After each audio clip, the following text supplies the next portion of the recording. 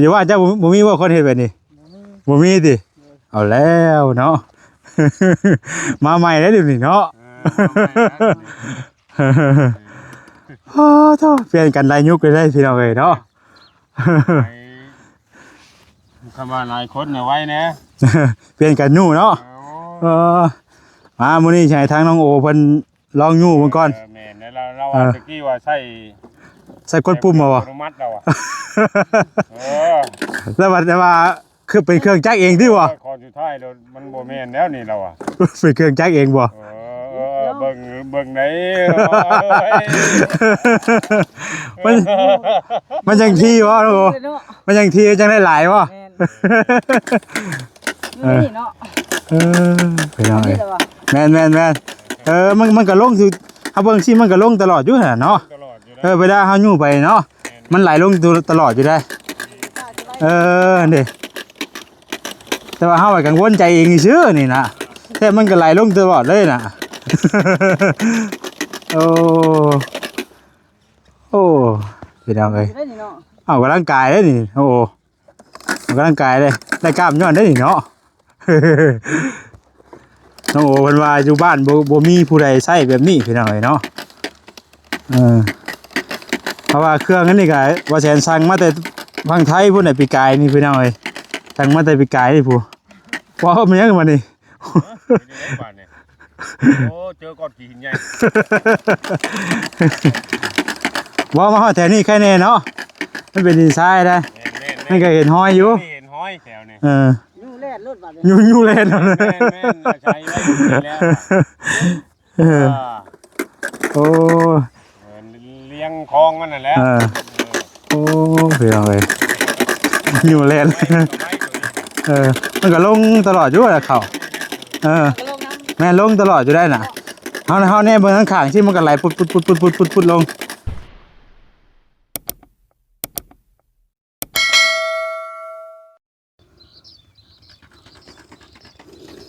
พี่น้องไฮนี่จะเป็นไฮที่ว่าไถคุดแล้วเนาะนี่ไถมื้อเช้านี่ตัวนี้พี่น้องเอ้ยแล้วก็ไฮตัวนั้นเนาะไฮตัวนั้นกำลังไถแล้วกินนี่ไฮนี่ไถแล้วเนาะไถได้แต่เช้าพวกพี่น้องเอ้ยแต่ว่าแดดยังร้อนอยู่เนาะแล้วก็จะไปขึ้นไปไถให้ตัวนั้นอีกหน่อยนึงพอดีค่ำได้บัดนี้ก่อนอื่นจะให้ทางน้องโอเพิ่นมายู่สุกนี่ก่อนเนาะจากหอบจากไรพี่น้องไอ้จังไปไถหน้าต่ออีกไอ้ทางน้องเพิ่นรอมื้อก่อนเนาะสบายดีเนาะเป็นได้นี่เฮ็ดเป็นอยู่บ่นี่เคยลองอยู่บ่นี่บ่เคยบ่อย่าว่าเจ้าบ่มีว่าคนเฮ็ดแบบนี้บ่มีติเอาแล้วเนาะมาใหม่แล้วเดี๋ยวนี้เนาะโอ้โธ่เปลี่ยนกันหลายยุคเลยได้พี่น้องเอ้ยเนาะคำว่าหลายคนเนี่ยไว้นะ เปลี่ยนกันยู่เนาะมามื้อนี้ใช้ทางน้องโอเพิ่นลองยู่มันก่อนแม่นเราตะกี้ว่าใส่กดปุ่มบ่อนุมัติเราแล้วว่าคือเป็นเครื่องจักรเองติบ่คอนสุดท้ายมันบ่แม่นแล้วนี่เราเป็นเครื่องจักรเองบ่เบิ่งไหนมันยังทีวะโอ้มันยังทีจังได้หลายวะไปหน่อยแม่นมันก็ลงคือเฮาเบิ่งสิมันก็ลงตลอดอยู่หั่นเนาะเวลาเฮายู่ไปเนาะมันไหลลงตลอดอยู่ได้นี่แต่ว่าเฮากังวลใจเองซื่อนี่นะแต่มันก็ไหลลงตลอดเลยน่ะ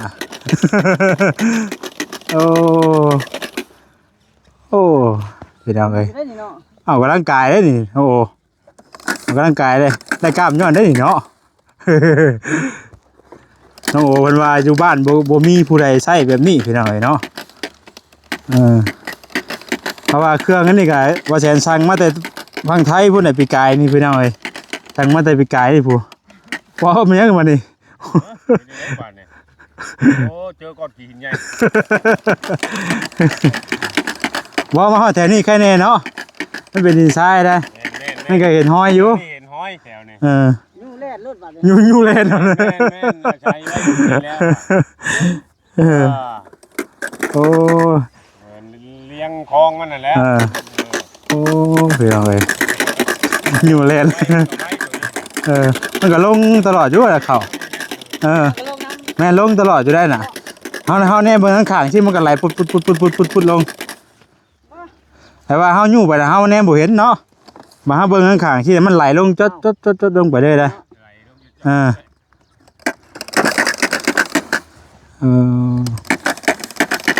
ปีกายนี่มันออกงามอยู่ว่าปีกายนี่บ่ได้มาเห็นเลยพี่น้องไอ้ตอนว่ามันใหญ่เนาะมันก็จะเป็นระเบียบกว่ากันเนาะกายนี่เขายังบ่จักเรื่องมันเขาบ่ได้ใส่ปุ๋ยคู่กันอันนี้เราเปลืองเขาบ่จักความปรับอันนี้ปีที่ใส่คู่ให้คู่บาทเด้อ บัดนี้นะเบิดเข้าอันจักอันบัดนี่เบิดเข้าช่องเทื่อแล้วแม่นปุ๋ยเทื่อนึงช่องทดช่องทดนึงนะมาแล้วก็เบิดเข้าอันนี้นะยังเบิดไปเทื่อนึงแล้วแต่ว่าเฮาบ่ได้ปล่อยลงหลายเลยเนาะแม่นใส่เบอร์นึงใส่เบอร์1บัดนี้นะแม่นใส่เบอร์นึงบ่ถูกกะแต่ว่าเฮาใส่ปุ๋ยน้ำพี่น้องเอ้ยเนาะโอ้คักสิได้พี่น้องเอ้ยหนูเลยฮะใช่เอามันบ่ตรงเลยเนาะอย่าบ่ยังเราเฮาก็ไปตามแท้เนาะบ่ซื้อก็บ่ยังดอกไปตามที่เฮาเห็นนั่นแหละพี่น้องเอ้ยนี่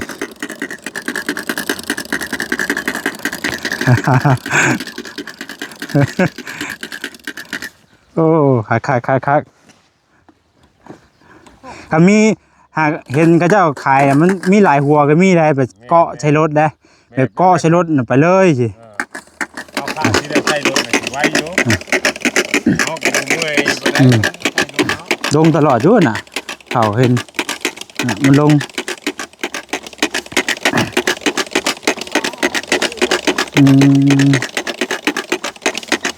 คือบ่อยู่โค้งไปเลยเนาะนะแบบบ่มีบัดจอดนะใกล้แล้วพี่น้องเอ้ยใกล้เอาขันยุ่งยาวละบัดเมื่อยได้น้องเอ้ยผู้ช่วยเฮายุ่งยาวไปเลยด่ะลงคลองอีกไงแต่เฮาอยู่ลงคลองคุณน่ะโอ้ได้แล้วลงคลองได้กันเฮาอยู่ไปหลายได้ถ้าเฮาอยู่ไกลหลายลงเลยบาดนี่อ๋อผู้นอนเนาะอันนี้เพราะอะไรวะมันฮอดแหละกับซ้ำมือในตู้เด้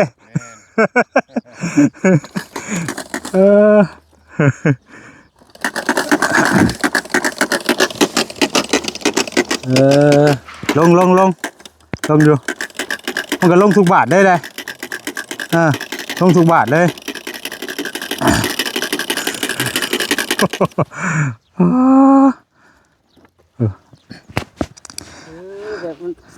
มันเป็นปากเป็ดเด้เวลาเฮายู่ไปเนี่ยมันสิอ้าออกเด้แล้วนี่เด้ตัวพายมันอ้านี่เนาะนี่ดินี่มันสิมาต่ำตัวนี้มันอ้าขึ้นนี่บ่นี่ตัวนี้มันมาต่ำนี่มันนี่เด้มันเป็นสิ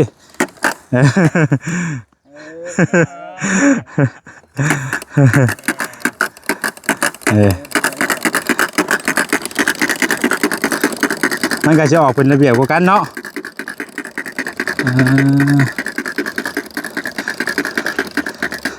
มาวันนี้ได้ทั้งไทยพุทธได้ทั้งกันได้ทั้งยอดเขาโอ้สีงามอยู่รอกนาบ่แทนปีนี้ไปเท่าไหร่เนาะคนหน่อยคนหนุ่มคนมาช่วยได้เนาะต้องฮอด200ดีโอ้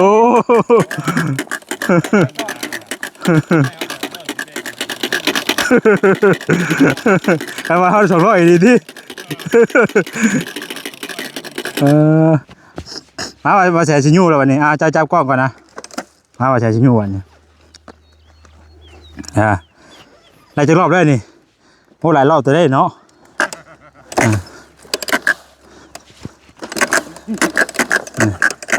อาจจะได้พี่น้องไปที่กันว่าเขาอยู่ไปเรื่อยเพราะว่ามันเห็นคลองมันกันนั่นอยู่ได้เนาะ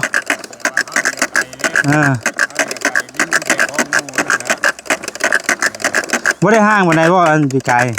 โอ้ยมันห่างเนาะ ห้างบ่ ห่างแล้ว เออ จักเรื่องมันเด้ ห้างดิเป็นคน คือแบบนี้มันก็คักได้เนาะ ซำนี้พอดีซำเฮาล้ำอันนี้ พอดีแบบเขาล้ำ ซำพอดีเฮาล้ำจังนี่น่ะ มันออกไวเลย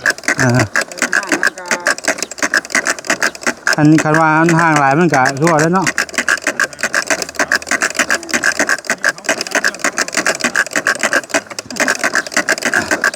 บ่เครื่องหยอดเข้านะมันก็เหมาะสำหรับที่ว่า อันหยอดดินพงๆไว้สิแล้วถ้าว่าดินเปียกน่ะบ่ได้ มันติดเด้ ดินเปียกมันติดอ่า ลูกก็ไปไกล สู้กับบ่ไปอีกถ้าว่าแห้งพงที่น่ะถือว่าได้คักกว่าสิน่ะมันก็ใช้เวลาแน่พี่น้องแต่ว่ามันก็เวลามันออกมาก็มันจะเป็นคือเฮาดำนี่นะมันจะออกแบบละเอียดกว่ากันแน่เนาะเวลาเอาเกลี่ยมันก็ง่ายกว่ากันเนาะ แต่ว่า มันบ่ค่อย มันก็สิ ชิบหลังชิบเอวตัวนี้ ครับใช้เวลา ตอนอยู่นี่แหละเนาะ ตอนก็ยอดตอนอยู่เลย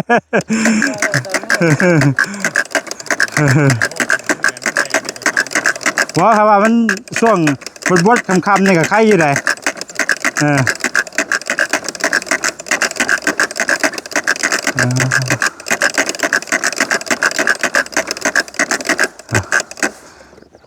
นายท่านว่าบ่แสนคือบัววานเอาโลดบ่ท่านมันนานแล้วเลยบ่สิวะนานแล้วแล้วก็ มันก็แบบคือดำเนาะ อันนี้มันจะออกมาเป็นคือดำนะเนาะเวลามันออกมามันไม่คือห้องดำด้วยเลยมันเป็นกอด้วยเลยแต่เวลาเขาเกี่ยวมันก็สิละเอียดกว่ากันนะมันก็ง่ายกว่ากันเนาะเอาเกี่ยวเห็นว่าเขามันตกลงอ่ะเวลาอยู่ไปนะมันก็คู่กับโค้ลงอยู่ไหนเอาอยู่เขาแบบเห็นเนาะเวลาเขาอยู่ที่น่ะอันมันไหลคู่ลงจุบาดได้เห็นว่าน้องโอเห็นว่าเขาไหลลงอ่ะ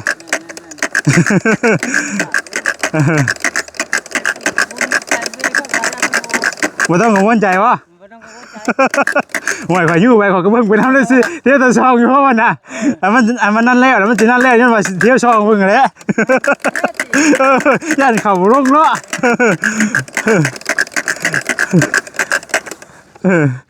อยู่ไป1 ช่องเบิ่งอยู่ไป1 ช่องเบิ่งโอ้สินั่นแล้วอยู่ได้แบบนี้วะ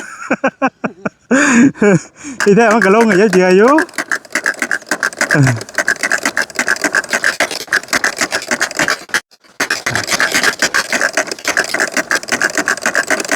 โอ้คัก ได้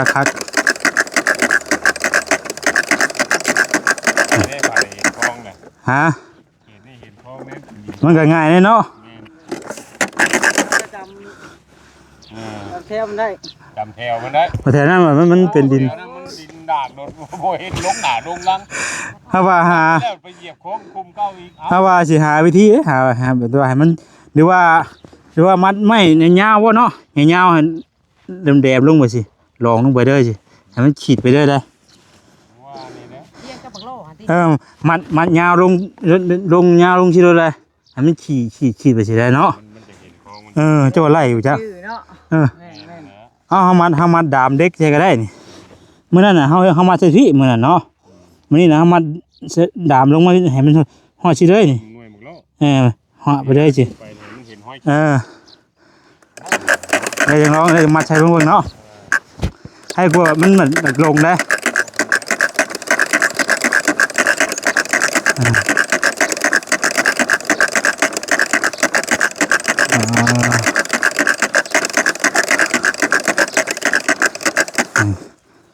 ว่าใช้น้ำมักที่ได้พี่น้องเนาะพี่กายนี่ก็เฮ็ดที่ได้พี่กายนี่ก็ที่อยู่ หลายคนได้พี่กายนี่ก็ให้เดียวก็หลายคนอยู่ คนอะไรก็อยากลองวะเนาะ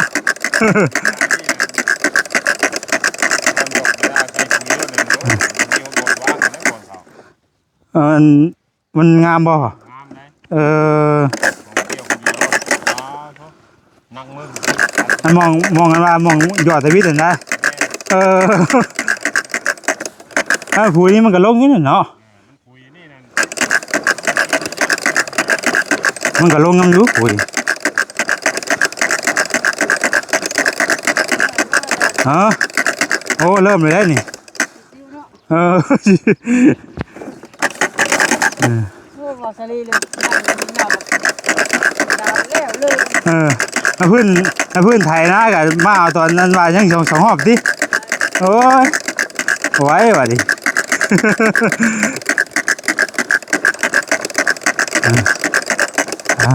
ตัว ไปลายมันว่าโรคหัวใจขึ้นแล้วอ่ะเมื่อยแห้งแล้ว โดนหัวใจขึ้นดิโอ้ฮะไปกลับมาอีกรอบนี่ไปนั่นเหมือนไปไถหน้าต่อยพี่น้องยังมันจะคำเนาะ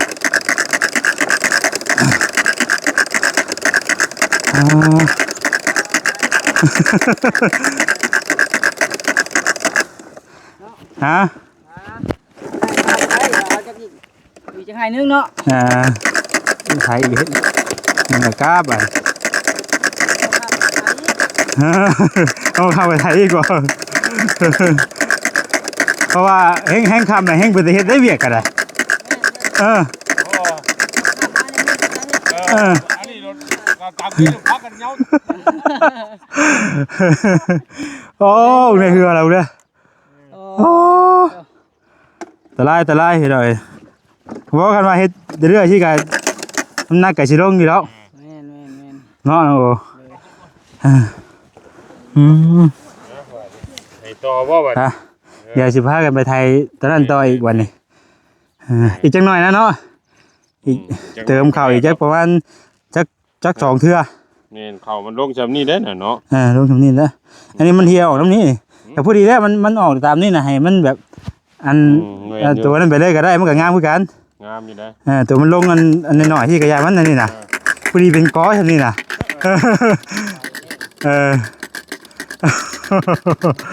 โอ้เนาะชิวแห้งดีเลยใส่พวกเธอยางรถแล้วคืองูรุ่นตัวยังน้อยเนาะยิ่งกว่าคิงวะเฮดินไปไล่เข่าดีได้นี่นะอันนี้เฮดินได้นี่คือเฮดินวะเฮดินไปดีๆนี่นะ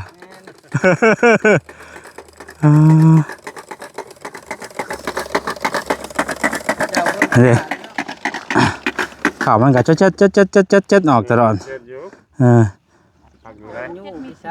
ว่าแต่เฮาเนี่ยว่าเฮาแบบว่าเฮาชุกไปโดดกี่ว่ามันสิบ่ออกเนาะบ่ได้มันก็ไหลปอกออกทุกบาทเนาะเฮาเบิ่งข้างมันน่ะไปน้องโอ้ยเฮาบัดนี้น้องโอ้เนาะพ่อชื่อพิษเลยพี่น้องเอ้ยโอ้ยไปพุ่นแล้วบัดนี้ให้ตัวเทิงกันแล้วสลีถ่าอยู่ว่าสลีก็บ่ให้ถ่าว่าสลีกันเนาะเพิ่งไปให้เพิ่นกันนะว่าหยอกเพิ่นอยู่เป็นเลยเหรอโอ้ไทยท่าแล้วเหรอ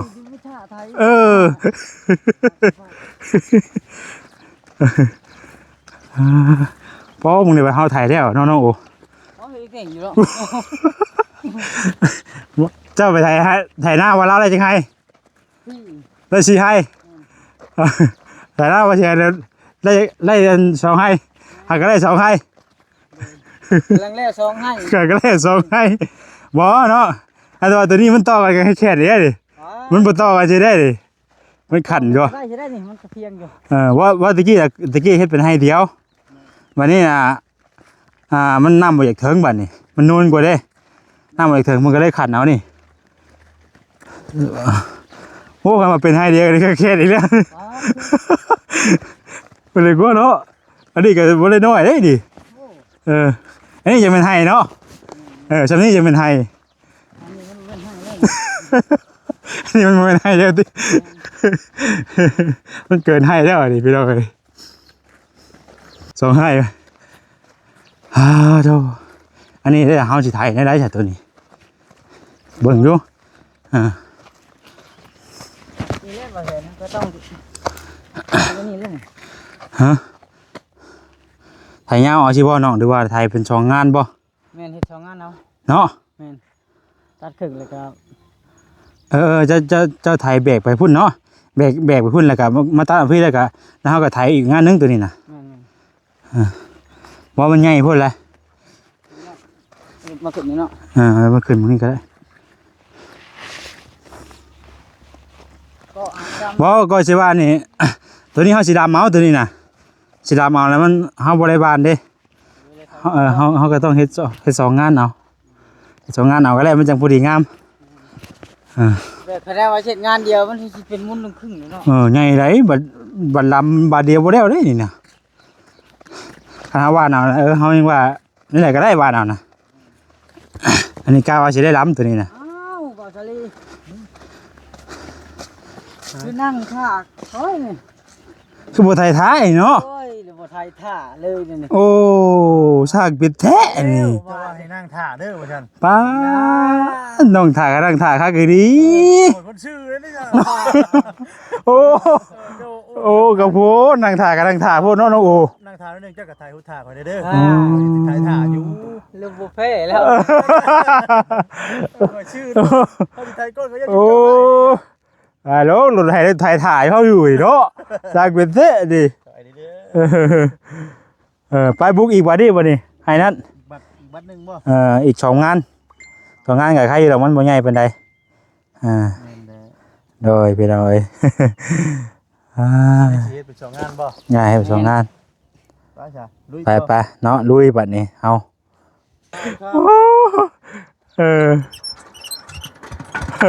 เป็นพวงหมดแดงป๊อบแดงเฮาใหญ่ดีดอเลยพวกนี้เนาะอ๋อพวกนี้พี่น้องเอ้ยเป็นชั้นได้อยู่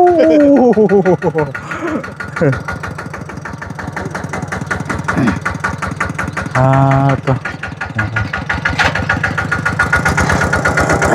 มาเดี๋ยวลุยต่อเนาะลุยให้อันต่ออีกวันนี้ถือแล้วมานำเนี่ยว่าจะดิถือมาด้วยอุปกรณ์เท่านะ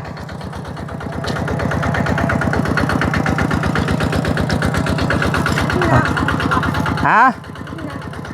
ไปไหนก่อนงัดบ่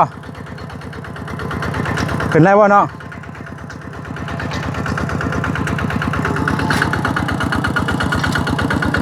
ฮึบโอ้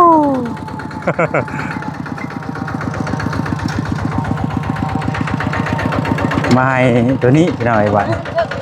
ฮะ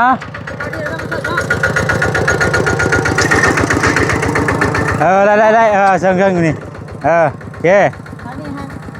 โอเคมาสิมาสิที่ไทยตัวดิ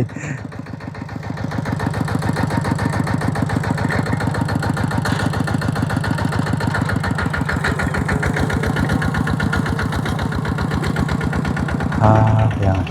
ให้นี่เดี๋ยวให้กับประมาณนี้เป็นยังไงตัวนี้แบ่งเครื่องตัวนี้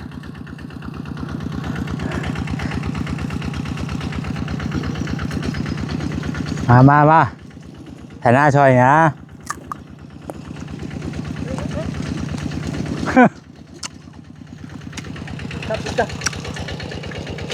ไอ้พ่อก็เจ้าล่ะพระเจ้าอันว่า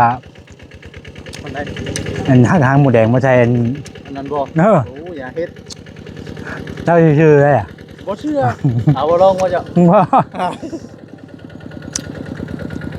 ทำบ่ได้เด้อนั่นน่ะ ตัวนี้ครับตัวนี้เพียงอยู่ไหนเนาะก็งัวเริ่มมาหลายคำเนี่ยพี่น้องเนาะบรรยากาศอยู่ตรงไหนตรงหน้ากับประมาณนี้พี่น้องเลย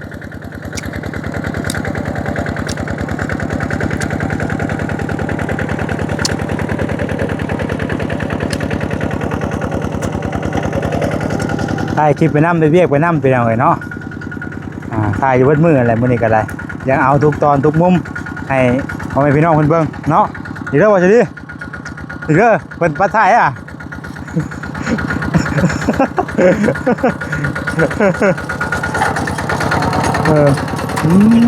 ทักแน่ดีเนาะ